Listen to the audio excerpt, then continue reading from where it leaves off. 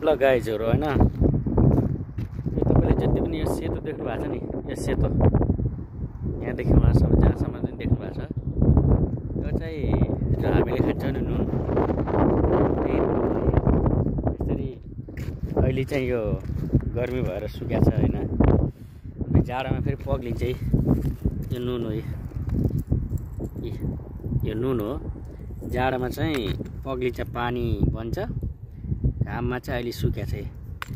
यो जतिसम्म देख्न सक्नुहुन्छ तपाईले, यो सबै नुन हो।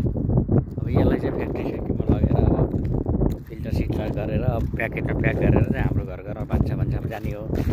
नत्र रियलमा नुन चाहिँ यसरी भन्नु चाहिँ यो आफै हैन, पानीको समुद्रको पानी, खालको पानी कहाँबाट आउँछ, यो आउँछ कतैबाट, अनि चाहिँ यो अहिले सुकेर चाहिँ नुन भएको छ।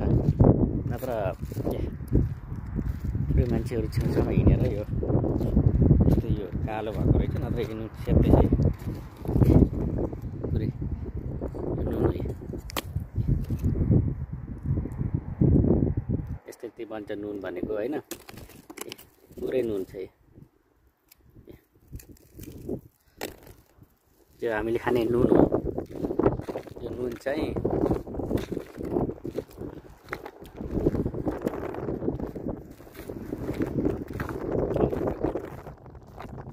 पहिले जमानामा हुन्थ्यो नि, ढेकावाला सेम त्यस्तै यसमा देख्नुहुन्छ।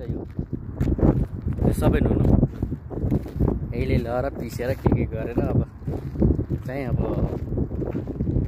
प्याकेट गरेर हाम्रो घर भान्सामा आउने नुन यही हो।